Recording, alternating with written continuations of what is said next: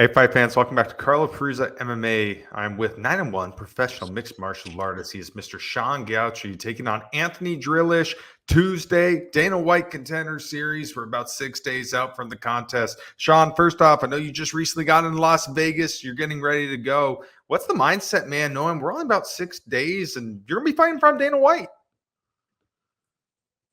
For me, it's just my mindset. It's just another fight. I've got to fight what's in front of me. I can't focus on any of the outside noise or the fact that Dana's going to be there, because I do think some fighters, when they walk out and they see Dana, they see how good the production is, they kind of panic a little bit. So for me, it's just about fighting what's in front of me, and I know my opponent well. I've studied him well, and just go out there and perform. That's it. You know, you could do so many different things in this world. You chose to be on the combat sports journey, and rightfully so. I mean, you've been killing it right now. But how did you get into this crazy world of mixed martial arts? I got into mixed martial arts just to stay fit originally.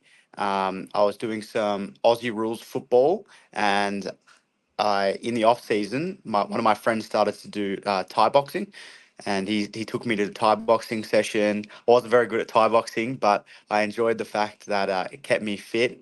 And then I saw across from the mat that there were people doing wrestling and jiu-jitsu, so I started doing that. And then I realized you can put it all together and do MMA, which is pretty cool. And it makes sense. Like, a real fight is going to be potentially on the ground everywhere. So once I put it together, that was it for me. I got addicted, and I had a fight, probably my first fight, I think between 3 to 6 months after I first properly started MMA. And then I was hooked, man. That's it. When you first started getting involved in mixed martial arts, what was the MMA scene like in Australia? Was it big? Nah, man. My first fight was like straight to pro. There was no amateur rules, fights, nothing like that on the scene. And nowadays it's kicked off, man. There's a huge amateur scene. Aussie MMA is obviously blowing up at the moment because there's just so much talent here. And that's because of the amateur scene. So, shows like Path to Hex, Road to Hex, you know, you've got your Demolition Fight series as well. They're just good amateur shows that are preparing the fighters now. Whereas back in my day, man, it sounds weird that I'm saying that. I'm only 27, but there was no avenue for amateur bouts, except if you want to do kickboxing or something like that. But unfortunately, I just go straight to pro fighting. You know, if anyone watches you fight right away, they can tell your striking is really outstanding. I mean, it's really a thing of beauty. But you also have a very good ground skill. You can have some good grappling, some good jiu-jitsu in there as well. Yeah. At what point in the career did you really start thinking, if I want to be in the biggest shows in the world, I need to be as well-rounded as possible? For me, I grew up really following George St. Pierre and other like well-rounded fighters like Mighty Mouse, Uriah Faber at the time. So I kind of, it's not like I got attached to a certain style. I think some people, when they first started, these days, they were probably watching Conor McGregor when they first started, and they want to be a striker, and they get addicted to the striking aspect of MMA. Whereas for me, I just wanted to be really well rounded as possible from the get go, because I knew, like, I guess because I'm small, I was always on my back when I first started in jiu-jitsu and in wrestling. So I hated that, and it sucked, and it was really hard. So I was like, I'm going to be really good at this, so I'm on top most of the time. And one of my weapons is my conditioning and my cardio. So if I can't implement any wrestling, if I can't implement any grappling, people are going to have really good striking cardio, and I might come up against a person that has better striking than me one day. And what can I rely on? So for me, I just wanted to be well rounded from the get go. And it was kind of hard at first in Australia, but luckily when I first started at my original gym, which was Dominance MMA, I was working with a wrestling coach called Talgat Ilyasov, and he was an Olympian for Australia. And just like put a lot of time and effort into me. So he got my wrestling like really good, really fast. And yeah, man, it was just from there, I just continued to just grow as an all round fighter. When you look at your record, you took on some very tough guys, being some of them in dominant fashion. One name that probably sticks out for everyone, obviously Steve Erceg. I mean, a guy who's blowing up now in the sport. He's been on some big shows. You were able to take him out early in his career. Talk about that fight a little bit. Now, looking at what he's done and he's accomplished, you take a lot of pride in that victory? Yeah, of course. I think I honestly don't look at it and think much of it because we were like, you say young in his career, but I was actually younger than him. I think he was 22 and I was 20, so it was really young in my career as well. Um, and I think he had a lot of kickboxing fights and a lot of amateur fights, whereas I think at that point I'd only had 3 or 4 fights total.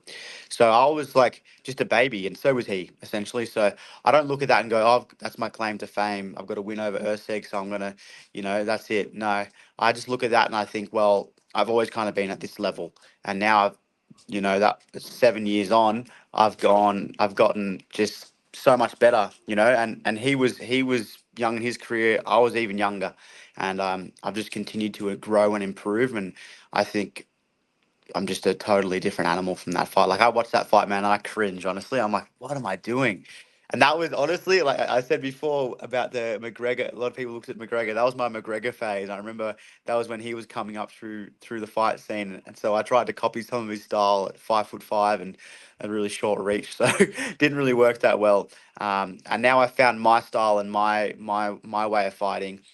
It would just be a totally different fight now if we fought. Yeah, You know, for both sides.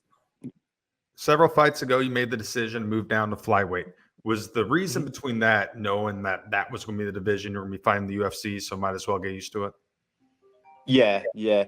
My coach, he recommended that we do that because we actually got like a contact from the UFC saying we don't really. It's not that they weren't interested in me, but they didn't. They liked me better at flyweight, and that at that time I was holding the Hex bantamweight belt, and so we ended up taking another fight at bantamweight, and then that fight fell through. So we decided, we can't, that if we keep winning at bantamweight, yeah, it looks good, but they might not take me at bantamweight. So, to draw their interest, I'm going to go down to flyweight. It's going to be kind of a lot of discipline. It's going to take a lot of, sacrifice. But for that small amount of sacrifice and to give up the Hex bantamweight belt, I might be able to, get into the UFC. And 1 year later, and I'm here. You know, your last time out fighting over at Hex, you took on a very tough guy, Nobuyoshi. Picked up a huge first round finish from punches. Walk me through that finishing sequence. Yeah, he just kept dipping his head to the wrong, well, not to the wrong side, but he was kind of I lulled him to sleep a little bit because I knew he was going to come out pretty frantic. I thought I could just gather from looking at him that he was quite nervous. So I just was patient. I let him make a lot of mistakes, and he was kind of pouring me with his left hand, not really throwing it properly. And, as soon as he poured that last one, I decided to step on the outside and pull the trigger on the right hand. And once I pulled the trigger, I knew that um, if I connected clean, he was gonna fall from that because he's also fought at like 55 kilos before, and I just felt at the weigh-ins I am a bigger flyweight now, and I think that not tall but like bigger muscular wise, and I just think I'm a bit too strong, a bit too powerful for most of them. So I knew if I connected on his chin, it was going to be a rough one for him. Yeah. You know, following that victory, did you feel that was enough to make it to the Contender? Yeah, yeah, I did actually. At the time, I wanted to fight either Stuart Nickel or Anthony Drilich, but with them fighting for different promotions, it was hard to line up, and I kind of thought and felt that maybe I needed to fight one of them. That was my key to getting in. But I just think I thought about it. And I was like, well, Mick will look at that and go, okay, he's beaten a guy now that's 10-4 because that was one of the things they wanted. They wanted me to fight a guy with a good record who's fought for a major promotion like Ryzen or Bellator or something like that. And we got some guy from Ryzen, and I beat him in spectacular fashion. So I had a gut feeling that it would happen. I didn't anticipate it would happen that I'll be fighting another Aussie, but it is what it is. That's fine by me. Do you remember where you were when you got the call that you're going to be fighting on the Contender? Yeah, I was at my girlfriend's house actually, and my manager was calling me, and it was like early on a Sunday morning. I don't usually wake up on a Sunday until about, I don't know, 10 a.m. So when he was calling me, spam calling me, I kind of woke up and I called him back, and I was like, what's going on? Why are you calling me on a Sunday? And then he was like, oh, he tried to say he's got me another regional fight, and I was like, but he had this weird like tone of voice, and I could tell he was hiding something. So I pestered him and was like, you got to tell me what's happening. He's like, yeah, I'm going to tell you in person. I'm like, no, tell me right now what's going on. I'll be too anxious otherwise. And then he said, I got an email from Mick, and they're interested in having you on the Contender series. And I was just over the moon, bro. And just kind of, it's a weird feeling though, I will say. Like, I honestly didn't let myself get too excited because I'm not in the UFC yet. The feeling of getting on the Contender series was an awesome feeling because I knew it was a great opportunity. I'm blessed with that opportunity. I'm grateful. But it was a weird feeling at the same time because I didn't want to get too excited because obviously, it's a bit different. If you get the call up and you're straight in, you're straight in. You can kind of celebrate. Your life's going to change. But on the Contender series, you've seen people win and then they don't even, they don't get a call up. They go back to the regional scene. So it's a great opportunity. I know it's a great opportunity. I'm grateful for that opportunity. And it's a great experience actually. But I just didn't allow myself to get too excited, and I'm not going to get excited until I've got my hands on that firmly on that contract. A lot of people watch the sport in this day and age. It's so huge, it's so global. And I feel, guys watch the McGregors, the Volkanovskis, the John Joneses, and it's like, wow, what a great life it is to be a professional fighter. Like, this is amazing. Little do they know, I strongly believe battling it out on the regional scene as a mixed martial artist might be the toughest thing ever. So obviously, when you're fighting on the regional scene, you're not making millions of dollars. You can probably attest to a lot of guys have 9 to 5 jobs to fund the training. They have wives, they have girlfriends, they have kids. Then you have to pay to train. You have to get punched in the face and beat a bunch of other killers who want it just as bad as you do. But you do this to Yeah. try to live out that dream. What has made you stick motivated and keep punching forward throughout this journey? It's just in my spirit, bro. I don't quit. I don't, yeah, once I commit to something, I don't quit. Something that I've just realized about my life, and that's just the way I am. Not sure why, but yeah, once I fully commit to something, that's it. Like, I'm going to make it happen. And when I was young, I fully committed to getting in the UFC and becoming a champion, and I'm not going to stop until it happens. And I'll die trying, essentially. Like, if it doesn't happen, it doesn't happen. But nothing's gonna stop me from giving it 100% and committing to that. And for me, I'm the same. I have a 9 to 5. I work as a chiropractor. I earn good money, but I when I say good money, it's okay. But I put that to the side. I want to chase my dream instead. And right now, this is what's important to me: is getting into the UFC and fulfilling the dream that I had as a young 14-year-old boy. So obviously you're taking on Anthony Drilich and taking on another Aussie, little Aussie versus Aussie matchup to start off week 9 of the Contender Series. A guy that you've probably known. You thought you were going to fight him on the regional level. Were you surprised at all when you got the call that you were fighting him? Do you kind of think that could potentially happen? Nah, I didn't, because I don't know how much you know about the Aussie scene, but there was like kind of three of us in the running for the UFC: Stuart Nickel, Anthony Drilich, and myself.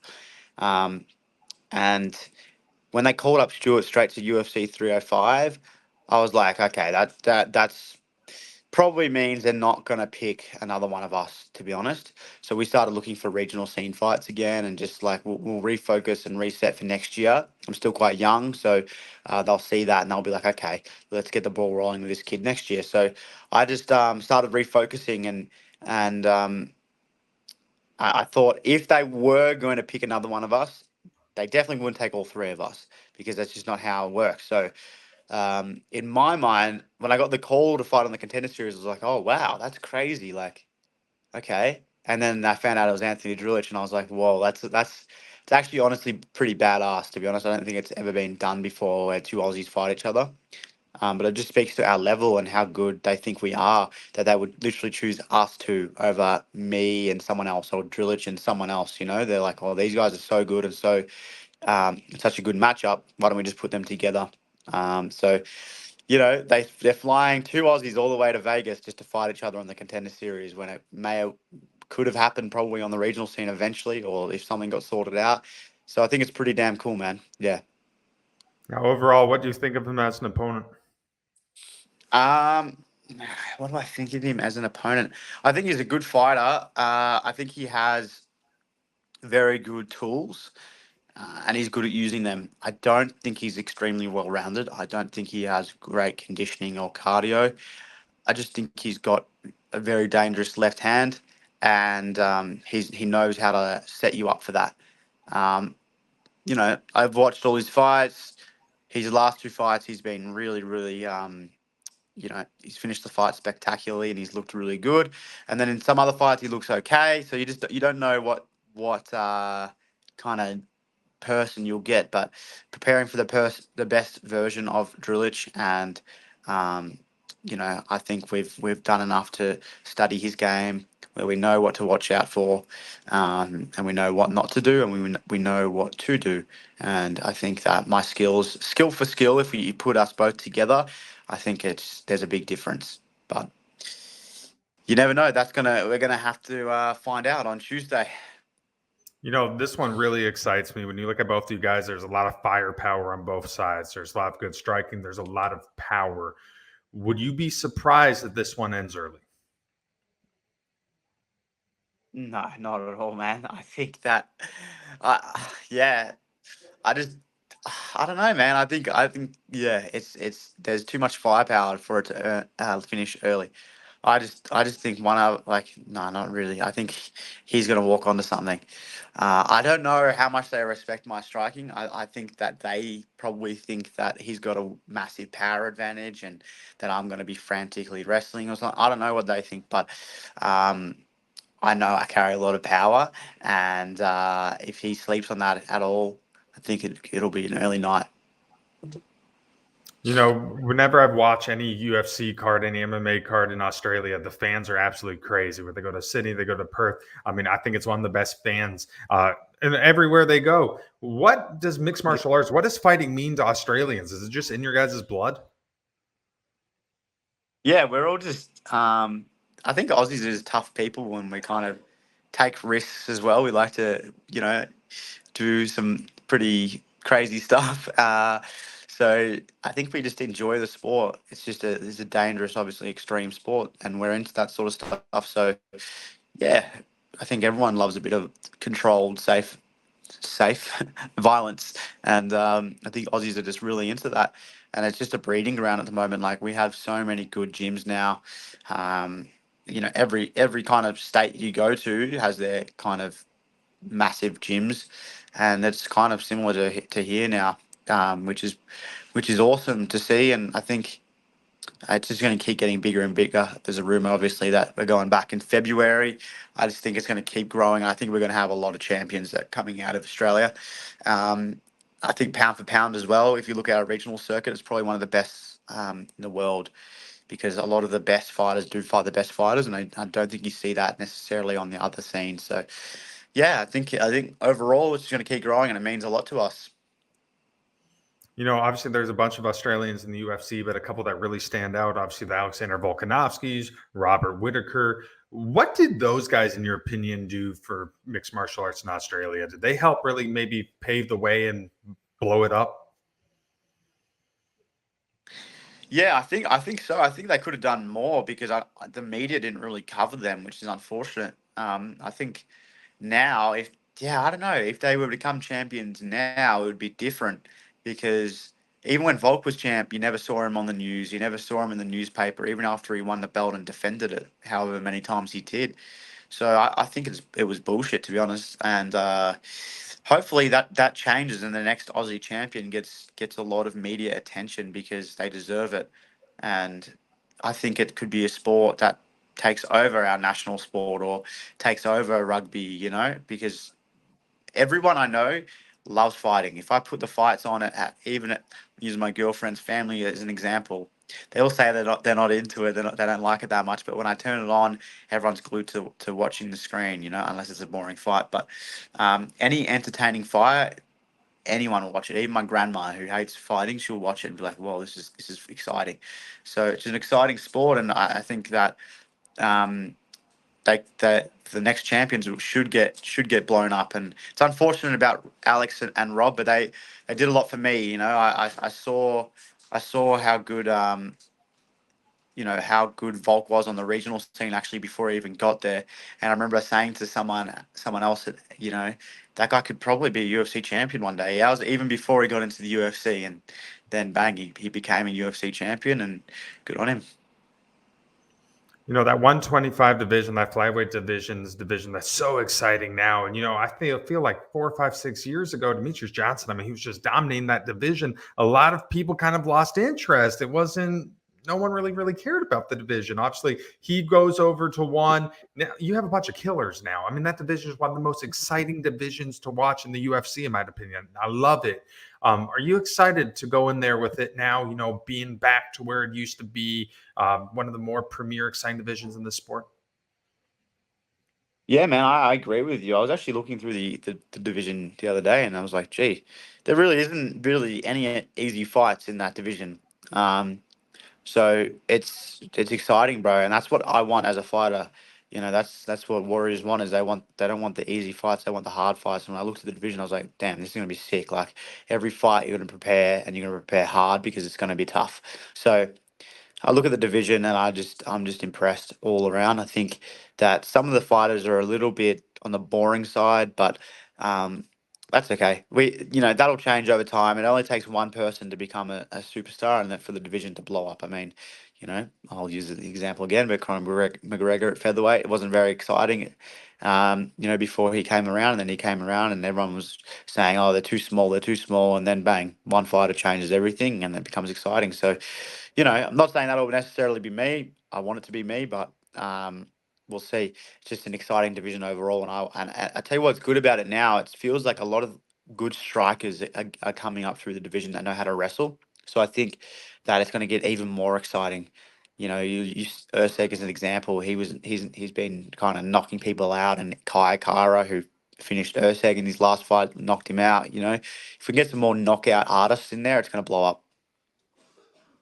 No, you mentioned Connor a couple times, so I'll make a point about him. Obviously, Connor revolutionized the sport, right? Like he came in, we didn't have a character like that. So many people started watching, and I really think he had something to do with the sport blowing up to the way it did now. But I think another thing that he did, he showed that entertainment is a big part of the sport. I really think Connor promoted having that personality, having that charisma. Now you see some fighters who are putting on facades. They're like making a character because that's what they know it takes to try to get the title shots quicker and try to have the Yeah. bigger fights. When it comes to personality, is that something that you are thinking you need to incorporate whenever you can? Nah, not at all. Not at all, man. Like, I think the best people can tell when you're not being authentic. So I think that's the best way to go. Be yourself naturally, and I think it'll just fall into place. Like, you look at Volkanovski as an example. I remember before he fought, maybe it was maybe after the second Holloway fight, he wasn't very liked. And then but he stuck true to himself. He didn't try to become someone that he wasn't. He just stayed true to himself, dominated the third fight against Holloway. And then after that, everyone was like obsessed with him, and he blew up on socials. He blew up, not necessarily to like Conor McGregor's level, but he blew up and became a superstar. And he still is a superstar. So I think if you stay true to yourself, that'll do you more than putting on a facade, unless your true self is just really just flat out boring as.